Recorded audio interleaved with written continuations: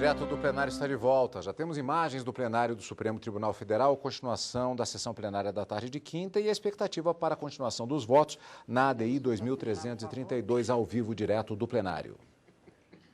Declaro reabertos os trabalhos desta sessão plenária do Supremo Tribunal Federal e, na sequência do julgamento da ação direta de inconstitucionalidade 2332, relatada pelo ministro Roberto Barroso. Confiro a palavra ao eminente ministro Edson Fachin para voto. Senhora presidente, eminentes pares, eminente ministro relator, a quem cumprimento também o eminente ministro Alexandre Moraes, que suscitou dissenso em relação a aspectos relevantes desta matéria, também as sustentações orais que foram levadas a efeito como um contributo importante ao desate deste tema.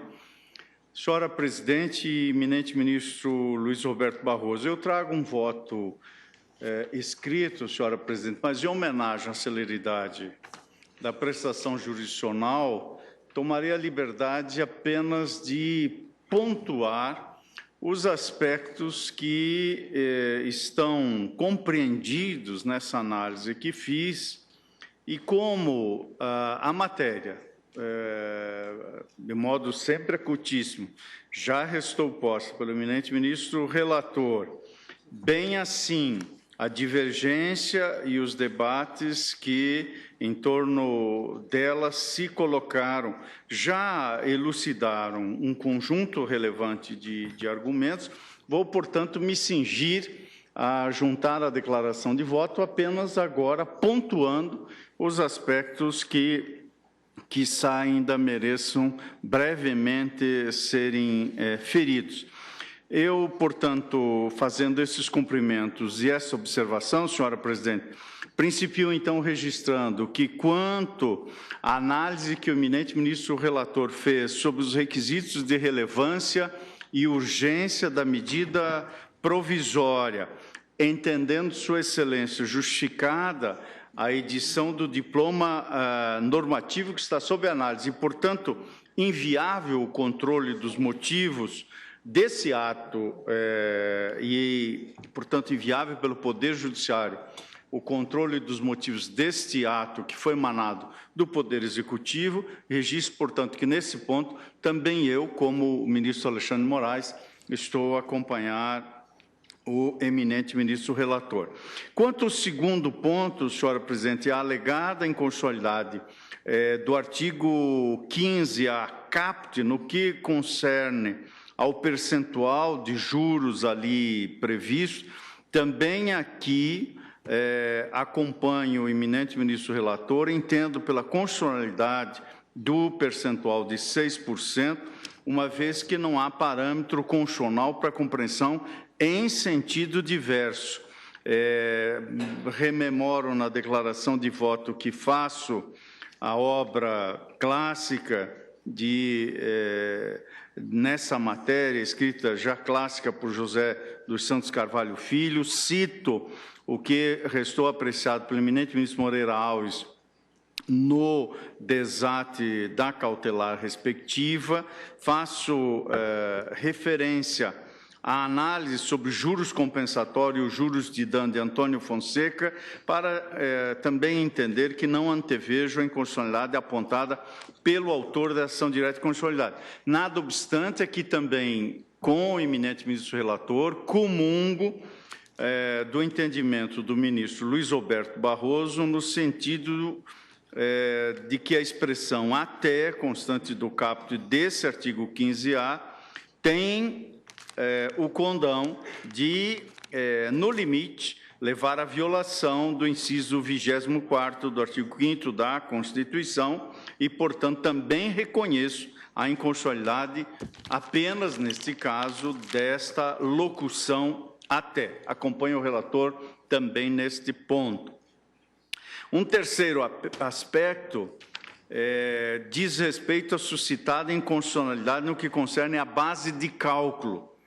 Aqui o eminente ministro relator, ao compreender que a base de cálculo, tal como se coloca à luz de uma leitura constitucional, será a diferença eventualmente apurada entre 80% do preço ofertado em juízo e o valor do bem fixado na sentença, à luz dessa compreensão, o eminente ministro relator confirma a medida cautelar concedida e propõe assentar uma interpretação conforme a Constituição. Também aqui acompanho o eminente ministro relator. E creio que até aqui, em relação aos 3 votos de Sua Excelência, o relator, do ministro Alexandre de Moraes e o meu, não há divergência. Sim. No que diz respeito aos parágrafos 1º e 2º do artigo 15A, eu peço todas as vezes ao eminente ministro relator para acompanhar a divergência aberta pelo eminente ministro Alexandre de Moraes. Eu estou declinando no voto escrito uma reflexão que passa pela natureza e distinção do sentido dos juros compensatórios, distinguindo-os, obviamente, dos juros moratórios, bem como um debate sobre a compreensão do sentido de renda que consta do parágrafo 1º desse artigo 15A e uma reflexão sobre os sentidos do grau de utilização da terra e do grau de eficiência na exploração da terra e o dispositivo contido no parágrafo 2º. Reconheço, nada obstante, pelo estudo que eu fiz, que o voto do eminente ministro relator é não apenas compatível, mas coerente com a percepção que historicamente se deu na jurisprudência desse tribunal.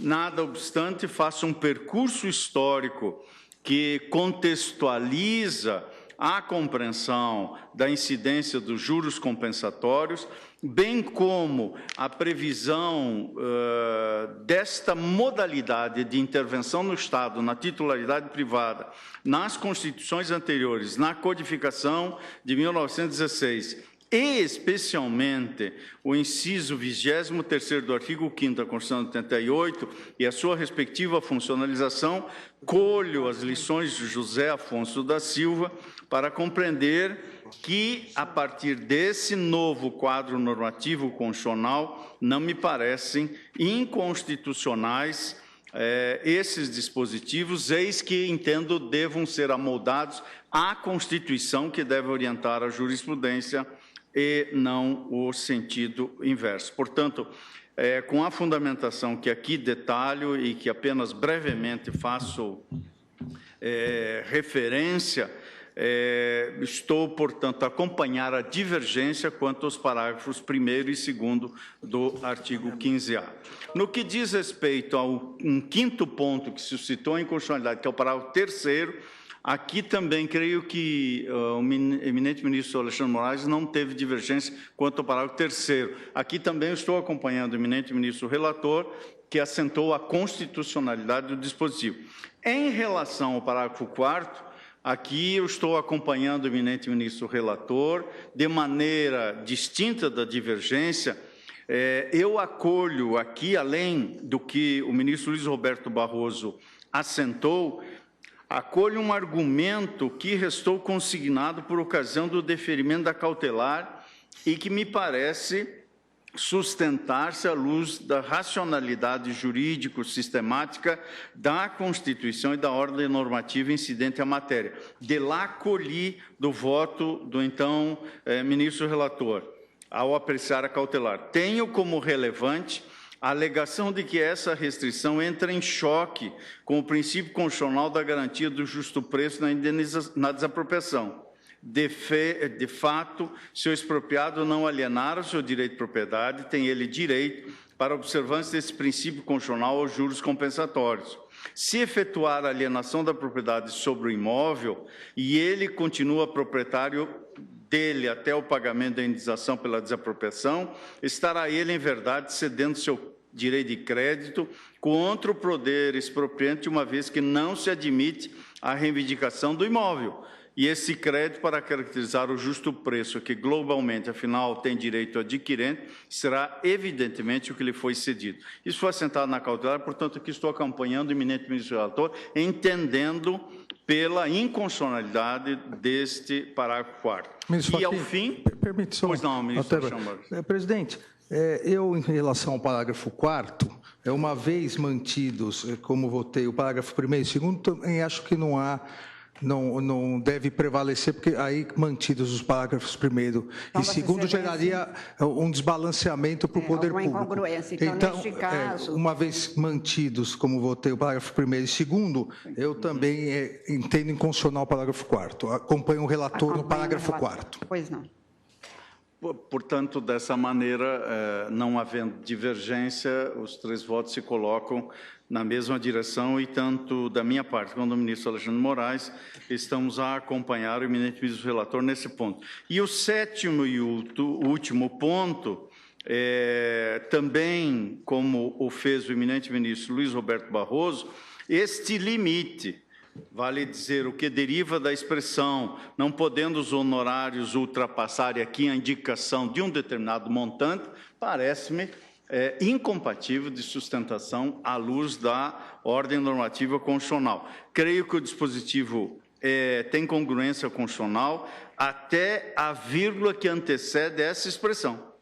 O parágrafo 1º do artigo 27 prevê precisamente que a sentença que fixar o valor de indenização quando esse for superior ao preço oferecido, condenará o desapropriante a pagar os honorários de advogado, que serão fixados entre 0,5% e 5% do valor da diferença, e aqui observado o Código de Processo Civil. Pois bem, tal como o eminente ministro relator, até este ponto, não tenho também dúvida alguma da constitucionalidade. O limite que vem em seguida não me parece sustentável diante da ordem normativa e quer também diante da razoabilidade e da proporcionalidade. Portanto, senhora presidente, esse é o resumo do meu voto. Eu estou, então, acompanhando a divergência em relação aos parágrafos 1º e 2º do artigo 15 e, no mais, tanto a posição que acaba de manifestar e que é do ministro Alexandre, estamos acompanhando o eminente ministro relator. É como voto. Agradeço a Vossa Excelência. Confiro a palavra à eminente ministra Rosa Weber. Senhora presidente, eu cumprimento todos e o ministro Fachin, ao proferir o seu voto, facilitou a minha tarefa, porque a minha divergência com o voto do eminente relator, a quem eu parabenizo pelo estudo apresentado e pela exposição, como sempre, escorreita que fez, cinge-se exclusivamente aos parágrafos 1º e 2º, que eu, com todo respeito, reputo constitucionais. Quanto a todos os outros dispositivos, eu acompanho Sua Excelência, inclusive naquilo em que diverge, ou melhor, não mantém a liminar que foi deferida e que diz especificamente com o até, né, e com os juros de 6%. Mas, de qualquer sorte, eu, em suma, acompanho o voto, a divergência aberta pelo ministro Alexandre de Moraes e o ministro Fachin. Pedindo vênia ao ministro Luiz Roberto. Agradeço a Vossa Excelência, ministro Luiz Fux. Senhor presidente, ilustres representantes do Ministério Público, senhores advogados, estudantes. Senhor presidente, essa matéria sempre foi tratada em nível infraconstitucional.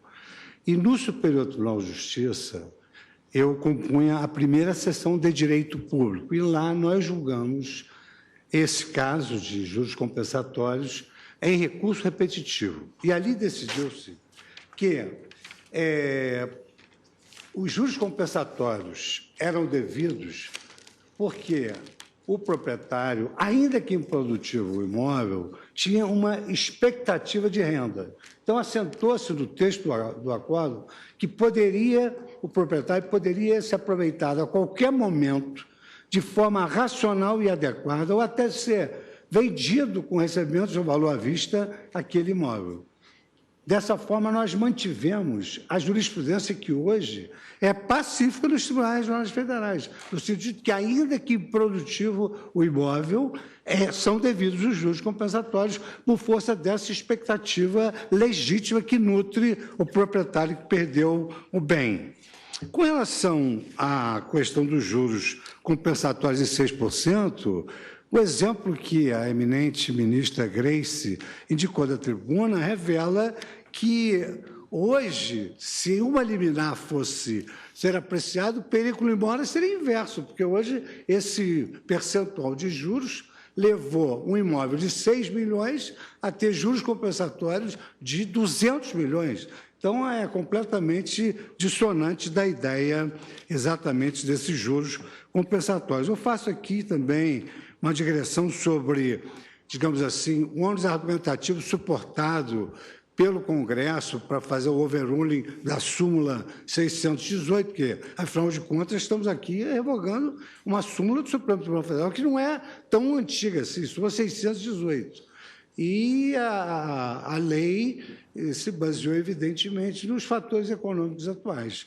Quer dizer, nós não vivemos mais aquele clima daquela instabilidade econômica.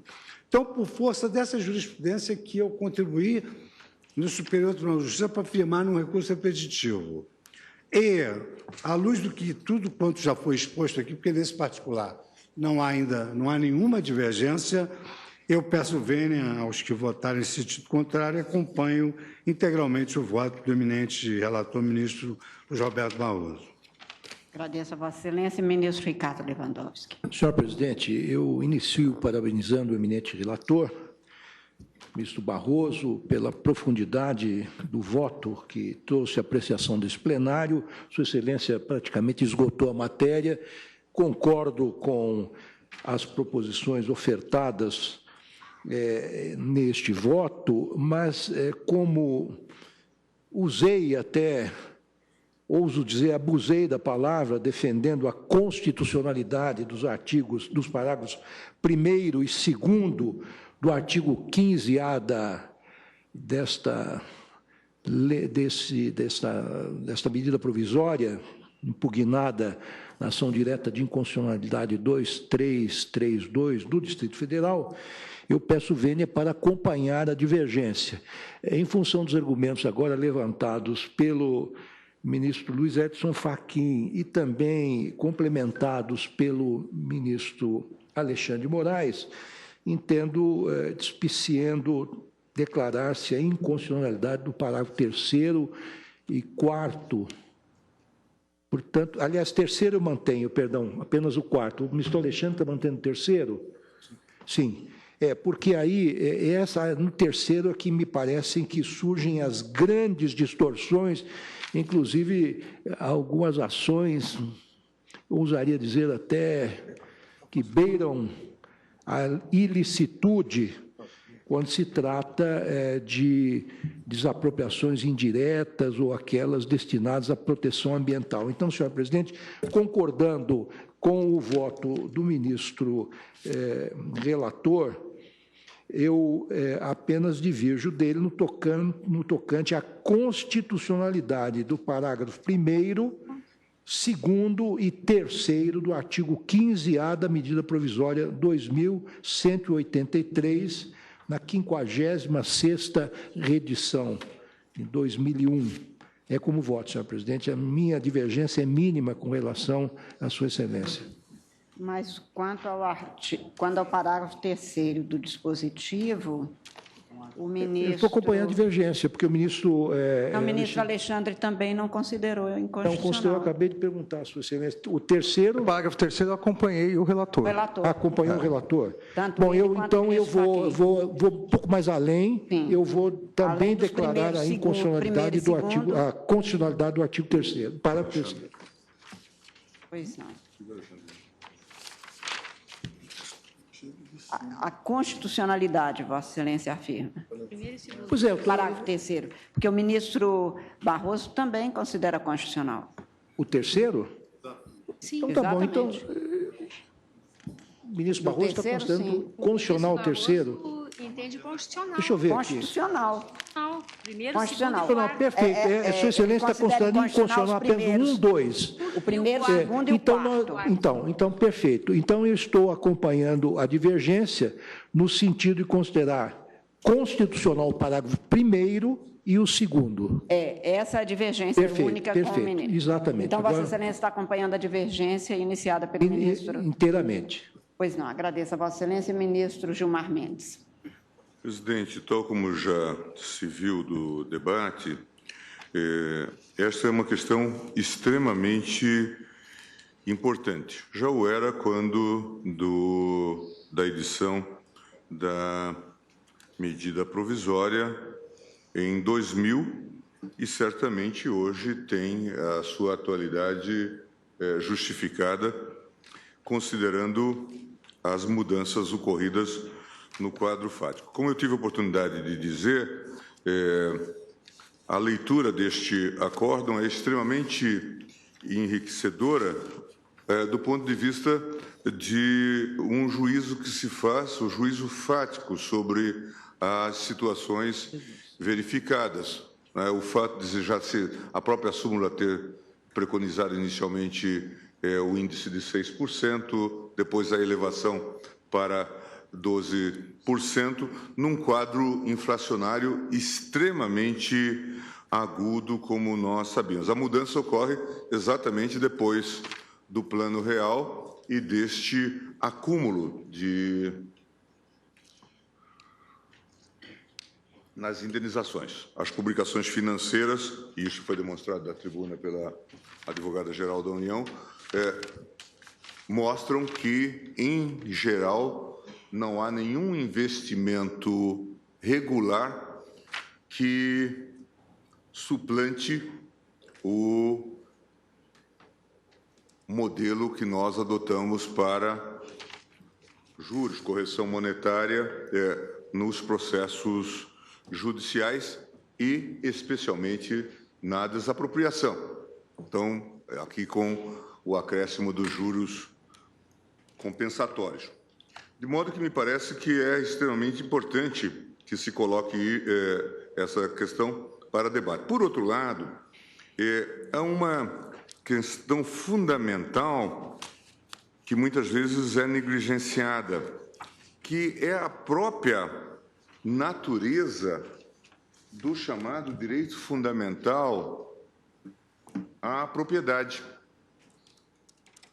O direito à propriedade nós consideramos como se fosse um direito de caráter marcadamente material, mas toda a doutrina, e é a doutrina praticamente universal no mundo que respeita o direito, que reconhece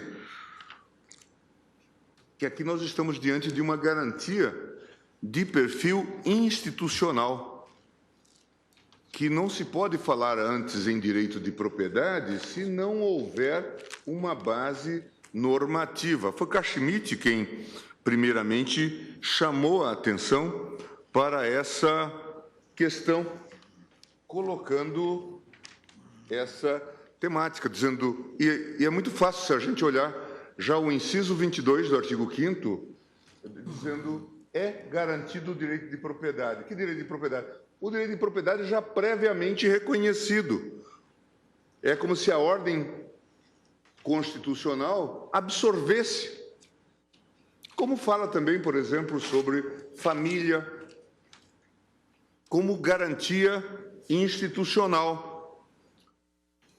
E por isso também há outros vetores que permitem que, ao longo do tempo, o direito de propriedade vá sendo, e aqui é um debate muito importante, sendo limitado ou sendo conformado. Como se trata de um instituto, de uma garantia institucional, ele passa por um processo de atualização no tempo. A própria Constituição coloca um dos fatores de limitação, a função social da propriedade. Não pode haver prejuízo, não pode haver uma restrição indevida à utilidade privada do bem, a não ser em caso de indenização. Mas também não pode haver locupletamento. Isso decorre do sistema. E é um pouco, a meu ver, o que a medida tenta trazer ao colocar esses aspectos num dos modelos claros de restrição, supressão do direito de propriedade, que é a desapropriação. Só se faz a desapropriação atendido à justeza do valor e para fins de utilidade pública ou de interesse social.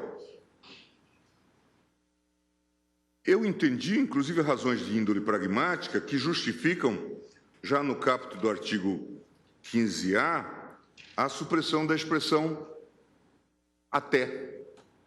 Porque, claro, como já foi demonstrado aqui no debate, geraria talvez um sem número de insegurança jurídica. Todavia, a mim me parece que, fixado este ponto, o mais terá que ser interpretado, os demais parágrafos, em consonância com este índice que está sendo fixado. Por outro lado, não se trata, longe disto, de qualquer medida de caráter supressivo ou extorsivo de direito, porque, como vimos, 6% pré-fixado é algo absolutamente condizente com a prática. Agora, ainda ontem, o Banco Central tomou a resolução de não reduzir os juros. Poderia tê-lo feito, mas não o fez em razão desse quadro de instabilidade nacional e internacional. Mas poderia, mantidas as condições normais de temperatura e pressão, ter baixado os juros para aquém dos 6%. Portanto, veja que aqui não há nenhum abuso no que concerne a essa fixação. E não podemos esquecer que estamos a falar de uma desapropriação por interesse social para fins de reforma agrária, de um imóvel, conceptualmente, pelo menos, improdutivo. Portanto, não me parece que haja aqui qualquer abuso. Também em relação ao parágrafo 2º, não vejo maiores problemas. E também em relação ao parágrafo 3º.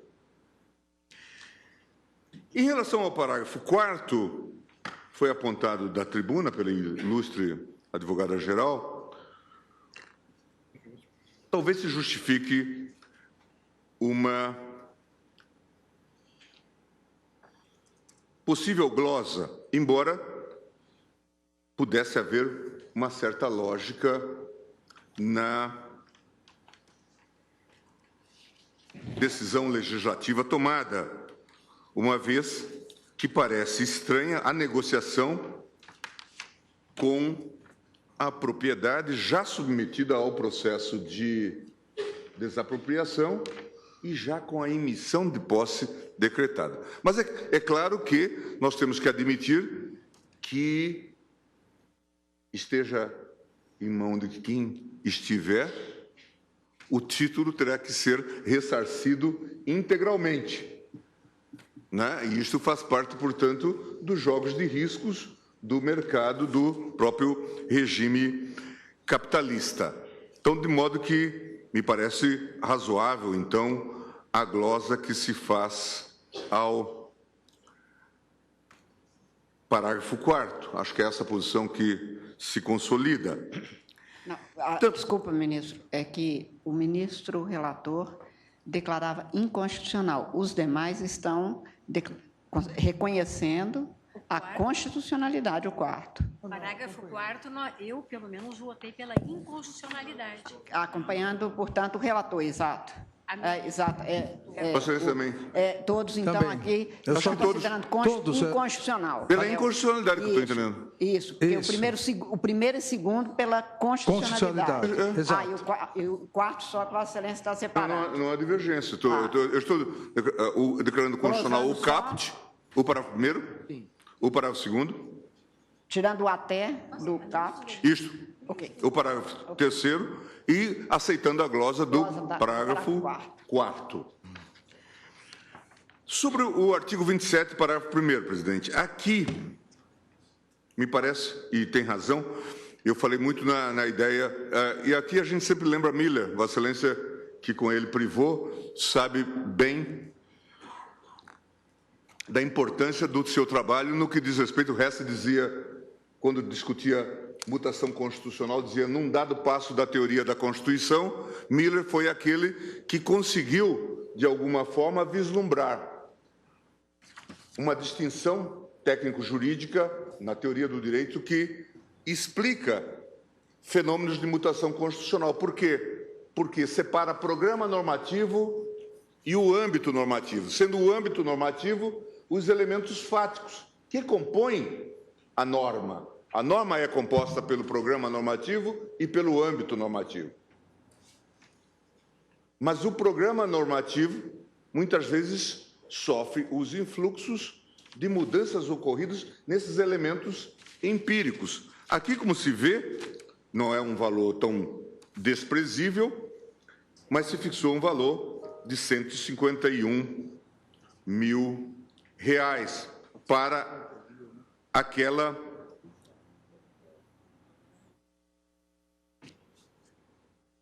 diferença em relação aos honorários entre aquilo que foi oferecido e aquilo que foi, afinal, fixado. Aqui, obviamente, dá para perceber que era uma tentativa do legislador executivo de responder à fixação de honorários que sobreonera este processo já em si muito custoso. E a própria advogada-geral da União traz a atualização, mostrando que são quase R$ 500 mil, uma vez que pelo IPCA seria esse o valor. Mas considerando todas as variáveis, admitamos, da própria propriedade e também o longo trabalho que ainda hoje envolve os longos períodos de anos de trabalho que envolve essa questão, talvez não tanto quanto a matéria tributária, como nós vimos ontem, né, ministro Celso, em que um advogado disse que acompanhava já uma única causa há mais de 40 anos, mas é possível que também nessa esfera nós tenhamos casos desse tipo, em que os valores também serão fixados. Eu vou acompanhar, acho que a maioria que se forma, para também aqui declarar a inconstitucionalidade. Antes, presidente, não sem antes dizer que entendo passível de limitação os honorários. Que entendo passível de limitação os honorários advocatícios. Que acho que o legislador pode fazer, sim, uma devida ponderação, considerando, inclusive, os valores, às vezes, astronômicos das demandas. E assim o é no direito comparado, se nós compulsarmos exemplo. De modo que vou, com essas considerações, presidente, acho que me adequar àquilo que já se delineia, aparentemente, retirando a expressão até, no caput. Parágrafos 1º e 2º. Parágrafo 1º e 2º também declaro constitucional. Constitucional, reconhecendo a constitucionalidade. No mais, então, Vossa Excelência está acompanhando. Sim. Parágrafo 3º também, né? Acho que está... Não, parágrafo 3º. É constitucional. Constitucional, pelo relator e pelos demais. Isso. E, portanto, gloso apenas o parágrafo 4º. Isso. Não, eu votei 1º, 2º e 4º. Então, o 3º não. Então, neste caso, Vossa Põe Excelência o também... eminente ministro Alexandre. Alexandre, 1º e 2º. Isso. E 3º, Vossa Excelência também? Não, terceiro eu acompanho o relator. Exatamente. 3º e 4º. considerando constitucional. Liminar também. Declarando constitucional. Eu estou glosando o parágrafo 4º. Isso.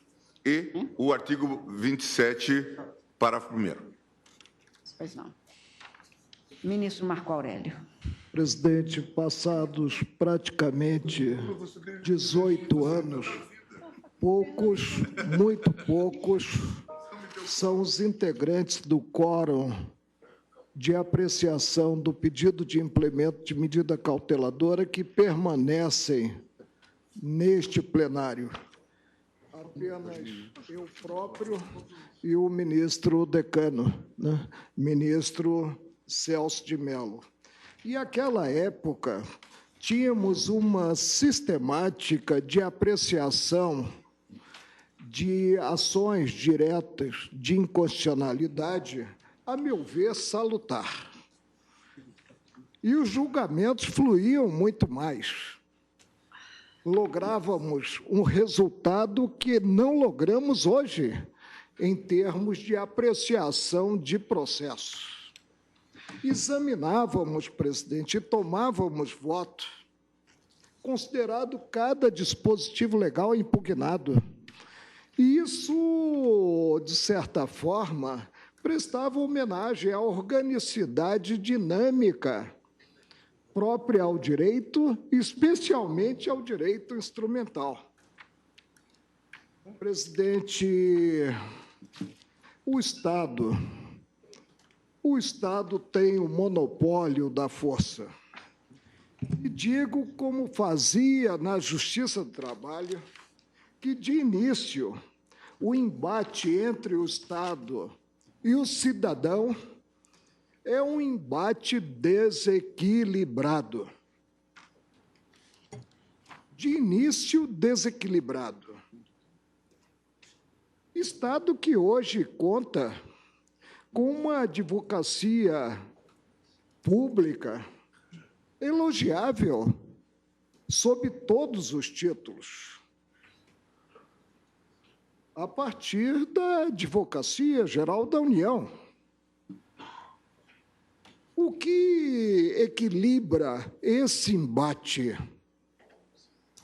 é o arcabouço normativo, é a força em si da lei, especialmente da Constituição Federal, que a todos continuam nessa crença, indistintamente, inclusive ao Supremo, submete.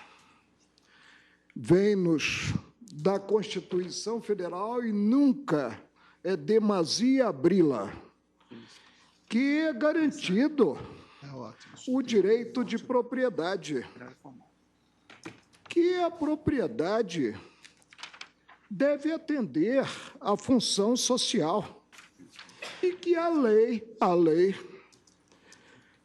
estabelece o procedimento para desapropriação por necessidade ou utilidade pública ou por interesse social, mediante justa e prévia indenização em dinheiro, ressalvados os casos previstos nesta Constituição. Isso relativamente à cláusula final, que direciona, no caso de desapropriação, a satisfação de uma verba indenizatória. O que nos vem desses três incisos do rol principal das garantias constitucionais, que é o rol que está no artigo 5º, que não há direito absoluto, muito menos direito patrimonial. E a propriedade é um direito patrimonial. Presidente, o que nós temos no caso concreto? Temos que precisamos considerar o direito como uma ciência e, como tal, possui princípios, possui institutos, possui expressões, possui vocábulos com sentido próprio. E a segurança jurídica vem do apego a uma técnica maior. Não podemos confundir reposição do poder aquisitivo, para que não ocorra até mesmo um enriquecimento ilícito, muito menos da parte do Estado, com juros da mora e a expressão está até no Código Civil, não é juros de mora, são decorrentes da demora, mas são da mora, do inadimplemento. E juros compensatórios. São coisas diversas. Juros compensatórios visam, como está na própria nomenclatura, compensar uma perda verificada e uma perda ante a desapropriação. É possível tarifar-se, e não podemos mais falar em indústria das indenizações. Ante o fato, vou repetir, de o Estado hoje contar com elogiável advocacia pública. Podemos cogitar de balizamento fechado dos juros compensatórios, pouco importando a situação concreta a ser examinada pelo Estado juiz, que se acredita equidistante quanto às emoções envolvidas no conflito de interesses? A resposta, vou me parafrasear, é desenganadamente negativa, sob pena de cometermos injustiças, sob pena de inobservarmos o tratamento igualitário e pressupõe a distinção de situações jurídicas que nos vêm da lei das leis da República, que é a Constituição Federal, colocando na vala comum situações díspares, situações em que a propriedade não gera, de início, vantagens para o titular, situações em que a propriedade gera, sim, e o titular é desapossado dela, deixa de ter os predicados dessa mesma propriedade, usar e fluir da propriedade, gera vantagens para o proprietário.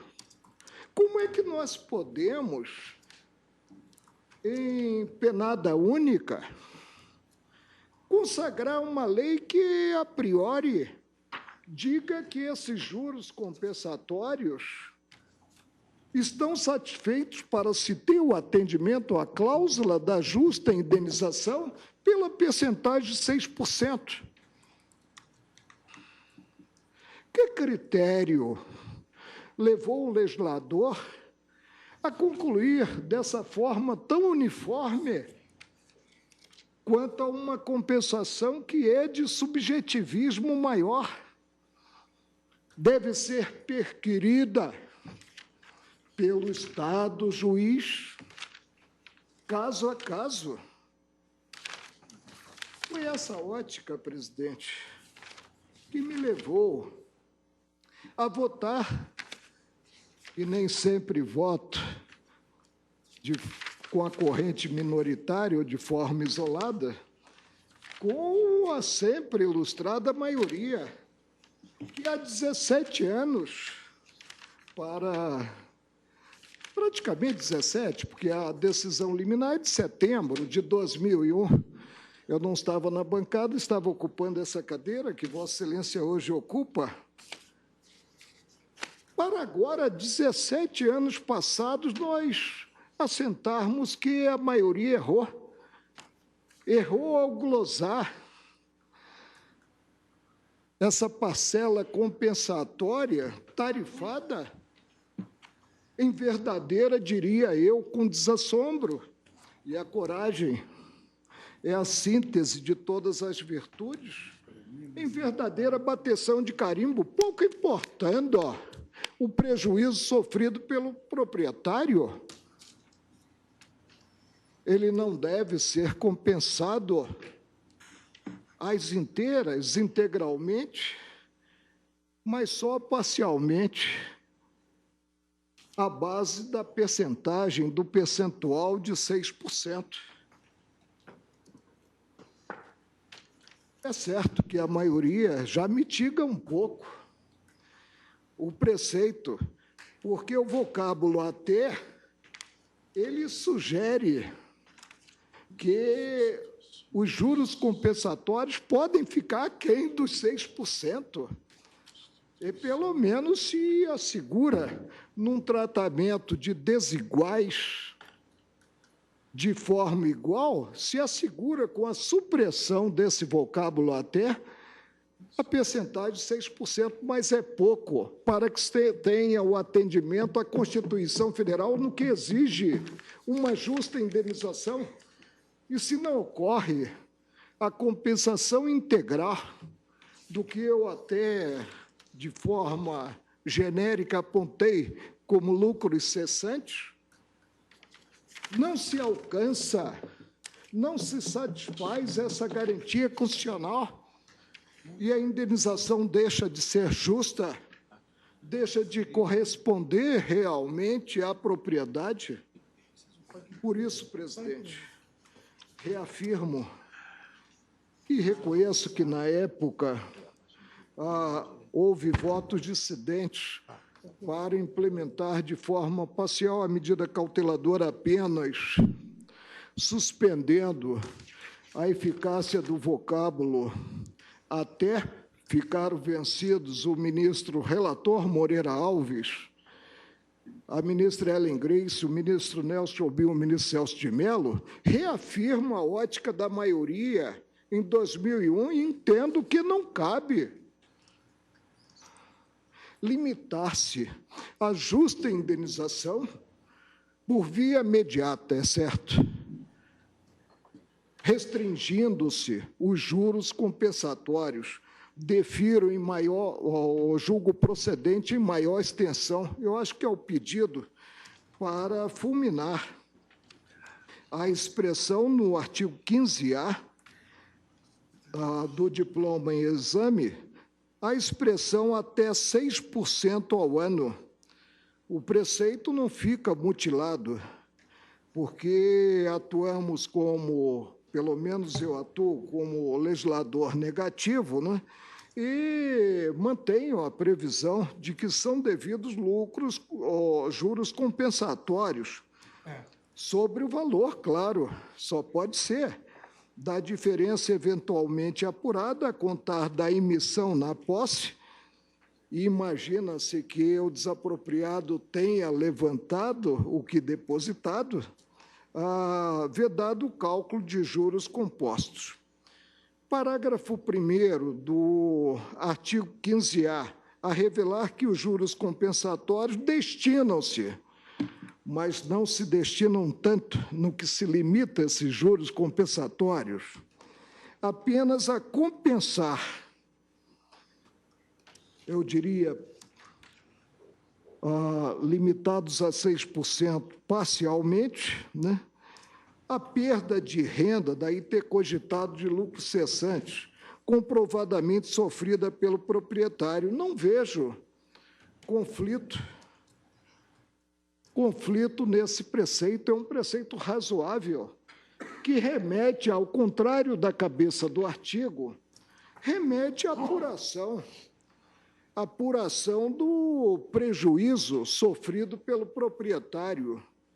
E como aqui os juros compensatórios direcionam no sentido de ter-se um ato constitutivo para esses juros compensatórios, a prova cabe ao ao réu da desapropriação, no que articule a perda a ser, repito, compensada para chegar-se apenas mediante compensação total à justa indenização reclamada pelo texto constitucional.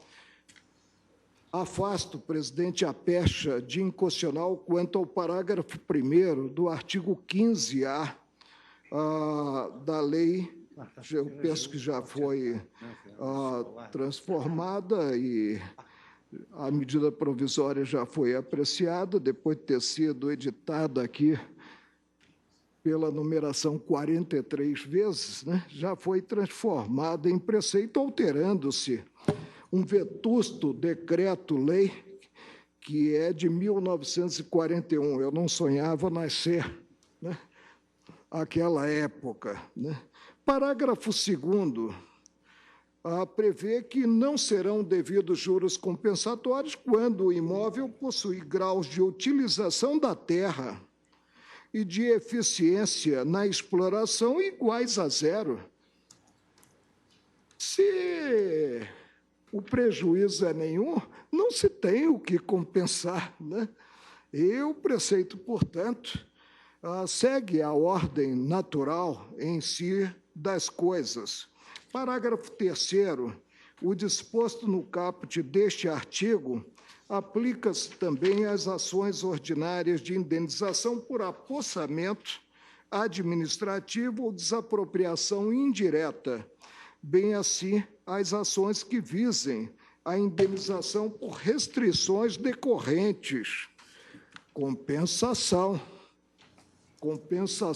que deve ser total, em decorrência das restrições impostas, considerada a propriedade, de atos do poder público, em especial aqueles destinados à proteção ambiental, incidindo juros sobre o valor fixado na sentença. Não há, presidente, conflito desse parágrafo com a Constituição Federal, como também não há no tocante ao parágrafo 4º, a revelar que nas ações referidas no parágrafo anterior não será o poder público onerado por juros compensatórios relativos a período anterior à aquisição da propriedade ou posse titulada pelo autor da ação. Chegamos, presidente, ao parágrafo 1º do artigo 27 do diploma.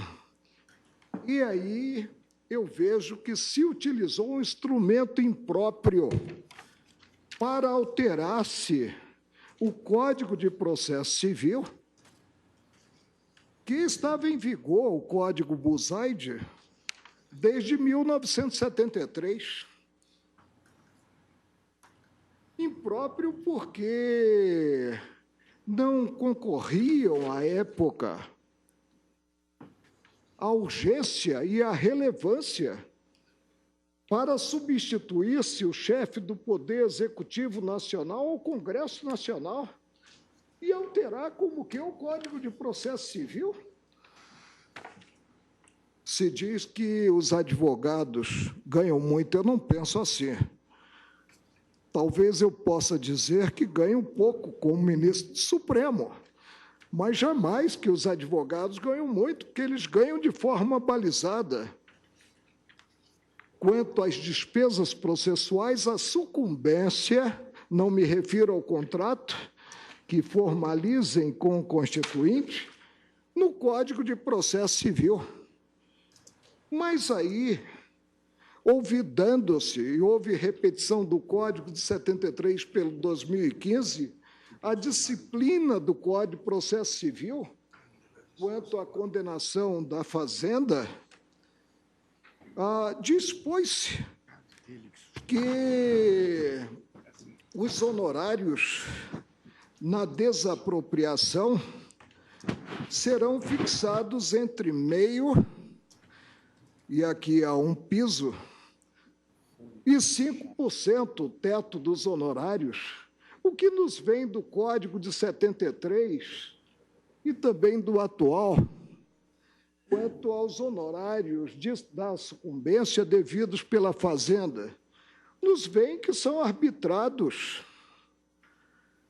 pelo juiz, que sequer fica submetido ao piso de 10 e ao teto de 20, alusivos aos processos em geral, que envolvam cidadãos ou pessoas jurídicas que não sejam de direito público. Não há sequer vinculação E eu disse isso quando, do exame do pedido de implemento de medida cauteladora, no Código de Processo, o juiz, de forma equitativa e considerados certos aspectos que estão no Código de Processo Civil, o zelo do profissional, o lugar de prestação do serviço, a natureza e a importância da causa, o trabalho realizado pelo advogado e o tempo exigido para o seu serviço, fixará o valor devido ante a sucumbência da fazenda.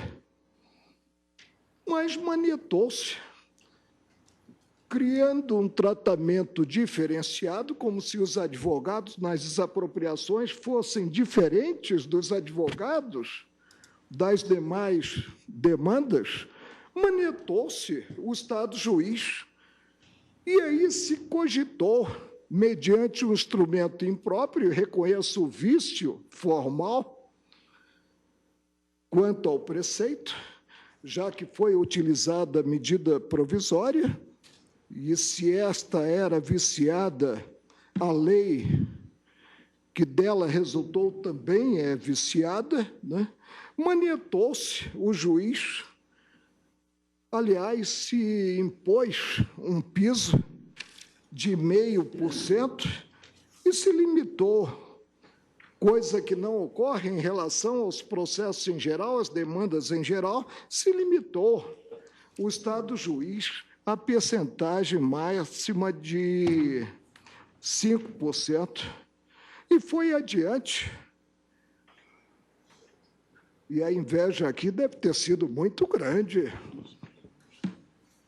Foi-se adiante e previu que, de qualquer forma, e temos pequenos proprietários e grandes proprietários, temos imóveis desapropriados, pequenos e grandes imóveis, previu-se que os honorários da sucumbência, no caso único, daí a ausência de razoabilidade, né, de sucumbência no processo de desapropriação, não podem esses honorários suplantar R$ 151 mil.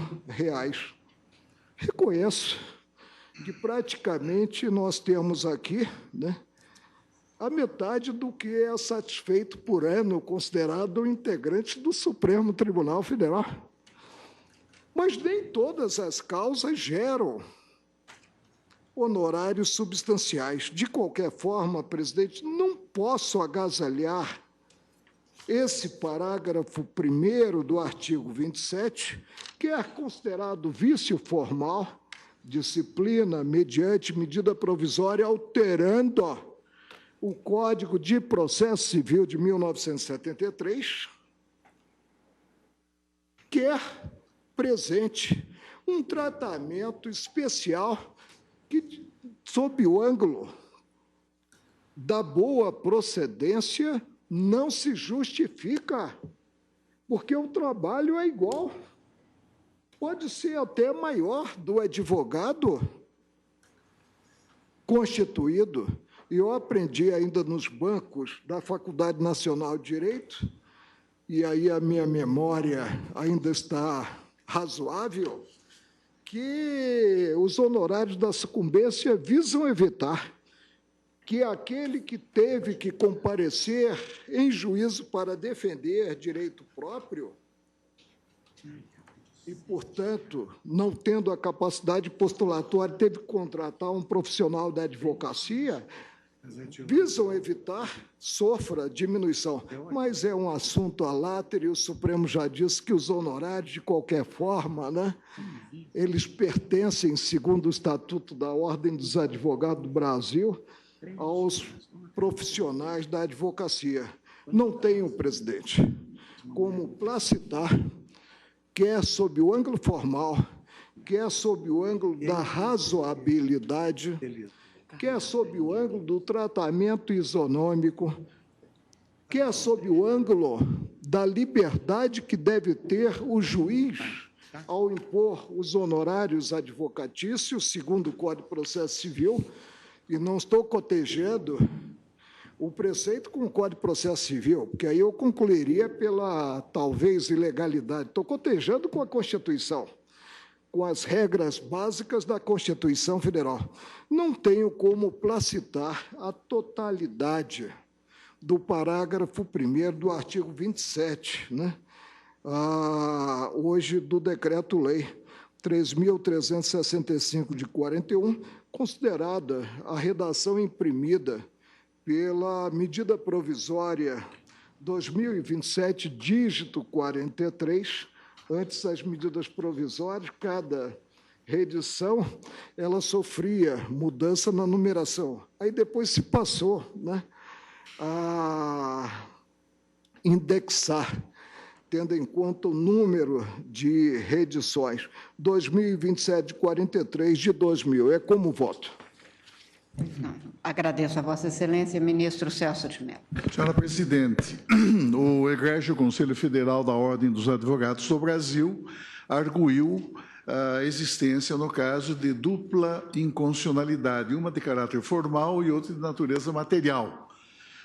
Não há dúvida e há, digamos, unanimidade quanto ao fato de que não ocorre, não se registra na hipótese a alegada eiva de inconstitucionalidade formal. No entanto, parece-me importante reafirmar e reafirmar sempre a possibilidade de o Supremo Tribunal Federal exercer poder de controle jurisdicional que lhe permita aferir a existência ou não dos pressupostos constitucionais de urgência e de relevância legitimadores da edição pelo Presidente da República de qualquer medida provisória. Os pressupostos de urgência e de relevância, embora conceitos jurídicos relativamente indeterminados e fluidos, mesmo expondo-se inicialmente à avaliação discricionária do Presidente da República, tais pressupostos estão sujeitos, ainda que excepcionalmente, ao controle do Poder Judiciário, porque compõem a própria estrutura constitucional que disciplina as medidas provisórias, qualificando-se, portanto, nessa condição como requisitos legitimadores e juridicamente condicionantes do exercício pelo chefe do Poder Executivo da competência normativa primária que lhe foi outorgada extraordinariamente pela Constituição da República. Nesse sentido, e tal como destacou o eminente ministro relator, consolidou-se o magistério jurisprudencial desta Corte, admitindo a possibilidade do controle jurisdicional sempre que se registrar situação configuradora de abuso de poder, de exercício anômalo da competência institucional dada ao chefe do Poder Executivo. E tal como Vossa Excelência também, um precioso artigo sobre, aspas, medidas provisórias e princípio da separação de poderes, destacou numa obra publicada em homenagem ao saudoso ministro Oscar Dias Correia. Portanto, não há dúvida, senhora Presidente, de que, considerados esses aspectos, eu também vislumbro a presença, a configuração na espécie dos requisitos legitimadores da edição da medida provisória em questão. De outro lado, senhora Presidente, nós sabemos todos que a Constituição da República, após estender ao proprietário a cláusula de garantia, de salvaguarda inerente ao direito de propriedade, proclama que ninguém será privado da liberdade ou de seus bens sem o devido processo legal.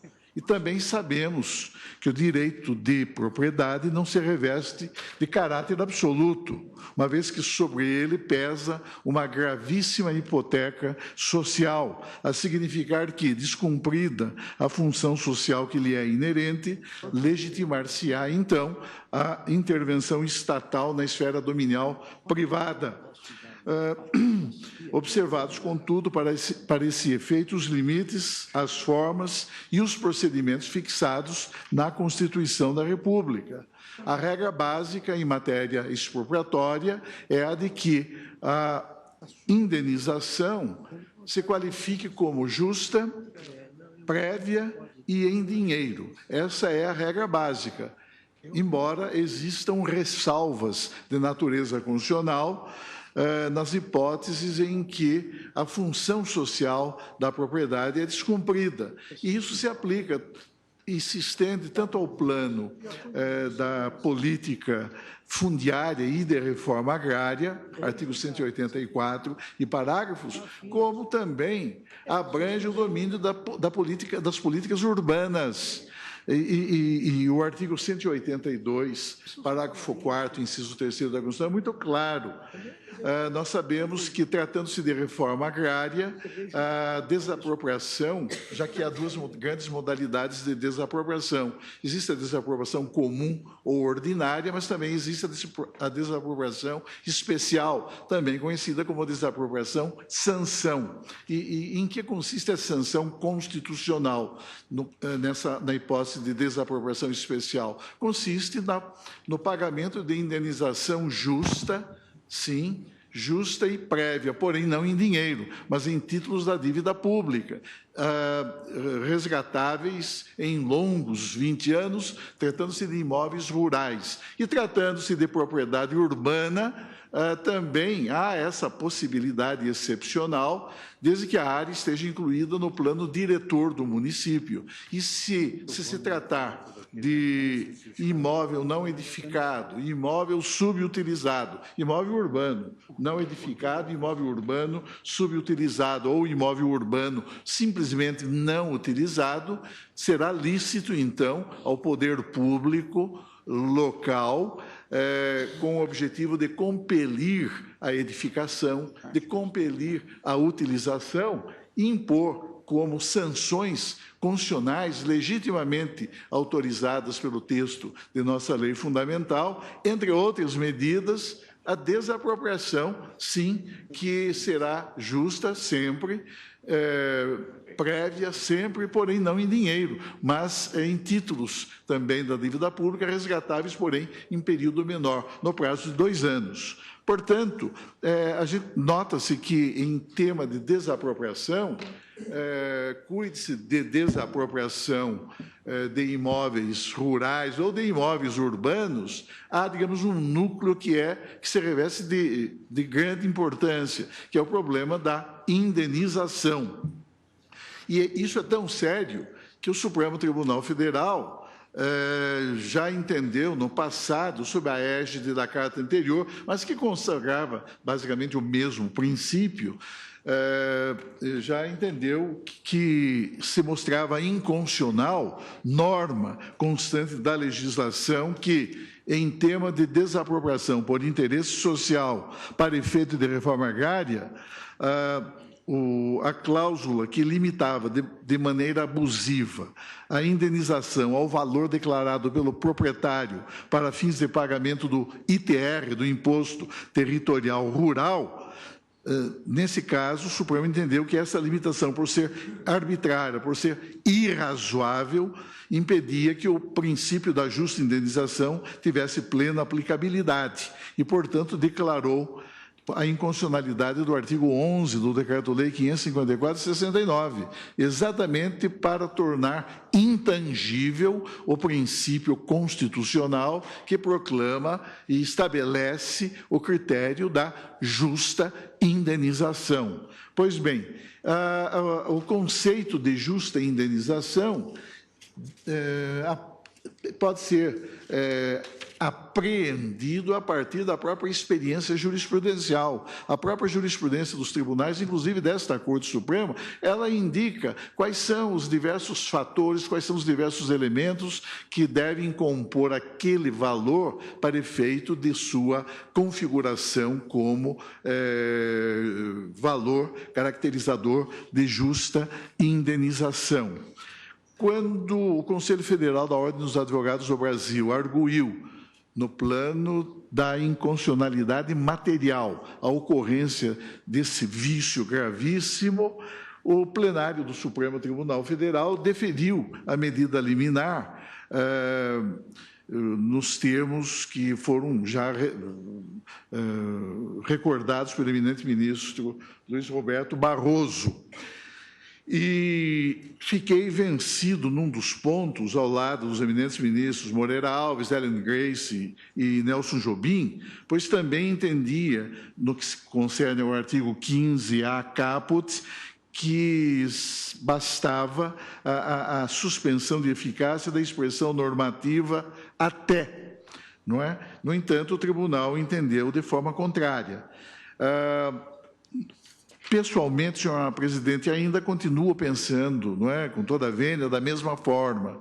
Essa é a razão pela qual entendo que se deve acolher a proposta formulada pelo eminente ministro Luiz Roberto Barroso, no sentido de declarar-se a inconstitucionalidade no caput do artigo 15A, unicamente da expressão até isso, inclusive, para evitar aquilo que o eminente ministro Moreira Alves afirmava e advertia quando, do julgamento em setembro de 2001,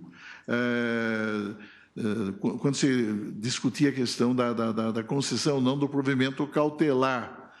Recordava ele que a taxa de juros compensatórios de 12% ao ano resultou, na verdade, de uma criação jurisprudencial. Mas observava que, anteriormente, o Supremo Tribunal Federal admitia como taxa de juros compensatórios em desapropriação a taxa de 6% ao ano e não considerava que esse percentual violasse os princípios constitucionais, então também existentes na Constituição de 67 e na emenda 1, enfim, na chamada emenda 1, essa expressão minha, na Carta de 69, da garantia do direito de propriedade e da prévia e justa indenização em caso de desapropriação.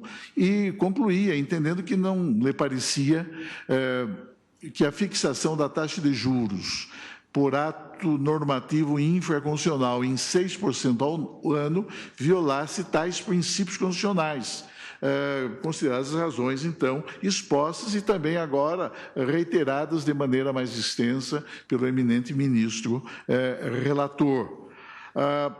Quando do julgamento plenário do pedido de medida cautelar, senhora presidente, eu, com essa única ressalva, pois fiquei vencido nesse ponto, em relação apenas ao vocábulo até, no mais, senhora presidente, eu acompanhei o voto, então, proferido pelo eminente ministro Moreira Alves. E entendo, com toda a vênia, que se deve confirmar aquela decisão plenária proferida em sede cautelar, nos termos hoje propostos pelo eminente ministro relator, no sentido de declarar parcialmente procedente o pedido, em ordem a reconhecer-se a inconstitucionalidade de Sua Excelência, do termo, aspas, até, fecha aspas,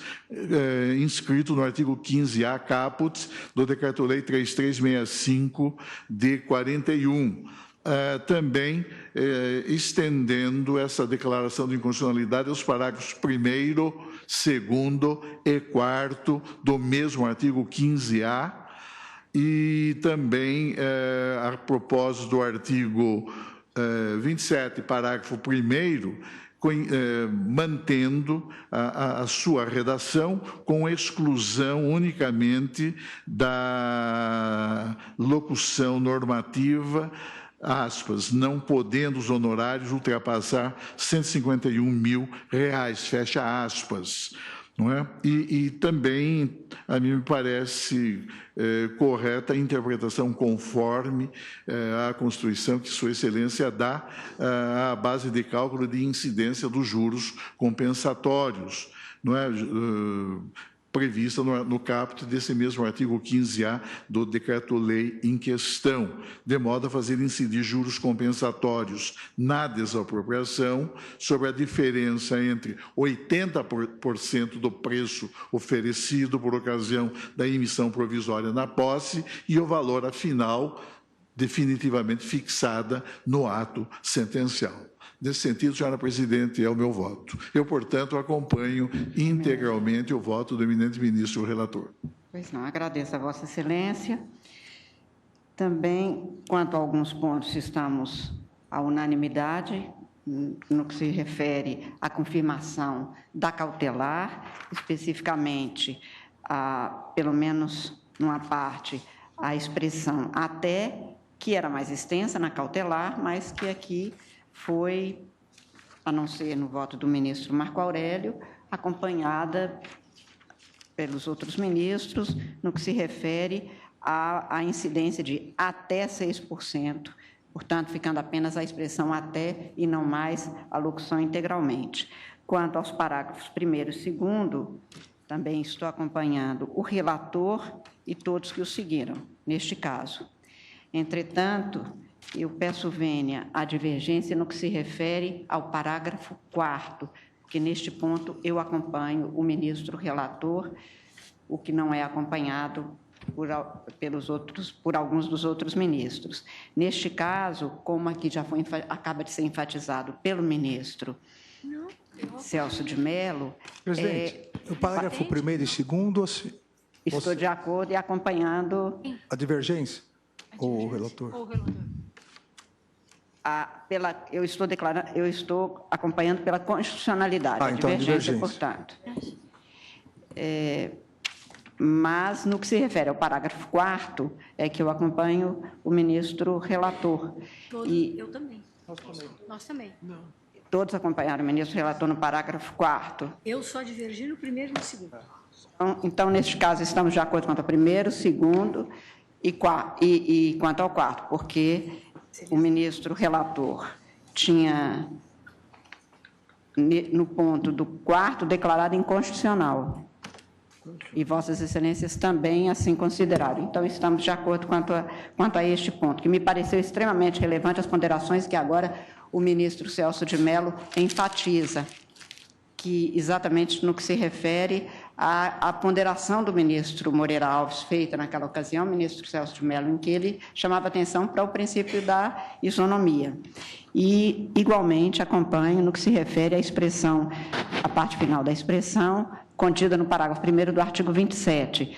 Portanto, neste ponto também, não entendendo haver qualquer dúvida quanto à conclusão a que chegou o ministro relator, que, na parte dispositiva do seu voto, é expresso ao afirmar que essa expressão, não podendo os honorários ultrapassar R$ 151 mil, haveria de ser glosado e ainda conferindo a interpretação conforme. E, portanto, neste ponto, então, estou acompanhando quanto ao parágrafo 4º, Vossa Excelência, mas isto já foi reajustado pelo ministro Alexandre de Moraes e, portanto, com a anuência de todos os outros. Senhora Presidente, pela ordem, gostaria de levantar uma questão de ordem, ou melhor, na verdade, um aspecto que envolve modulação. Eu ainda não proclamei o resultado, portanto, não há sequer o que se cogitar de modulação. Só um aspecto, Excelência, é que prevalecendo o voto do ministro relator quanto aos juros de 6%, né, a constitucionalidade da fixação dos juros de 6%, isso implica na revogação da súmula 618.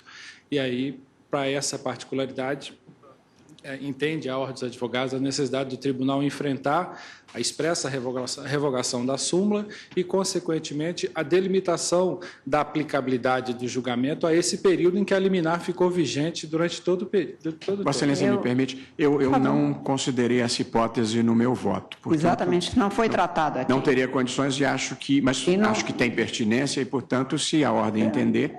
Os embargos... Dá embargos de declaração. Claro, os embargos são próprios para isso. Por isso que eu disse, nem tinha sido proclamado o resultado. Proclamam, então, neste momento, que o tribunal, por maioria, julgou parcialmente procedente o pedido, majoritariamente nos termos do voto de divergência iniciado pelo ministro...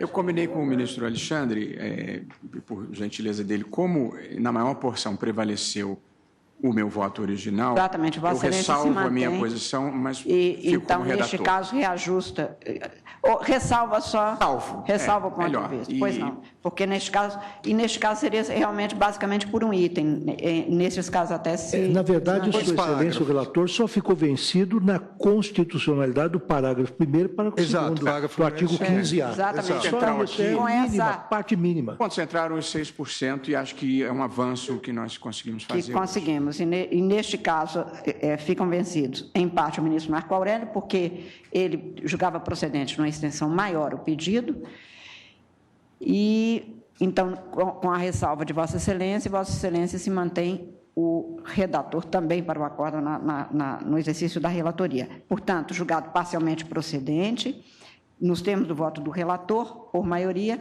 vencido numa parte mínima o ministro Marco Aurélio, porque julgava procedente maior extensão. Este é o resultado, portanto, do julgamento. Senhores ministros, agradeço o trabalho e a presença de Vossas Excelências, senhora Procuradora-Geral, senhores advogados, senhora Secretária de Sessões, senhores servidores. Declaro encerrada a presente sessão, desejando a todos uma excelente noite. Obrigada a todos.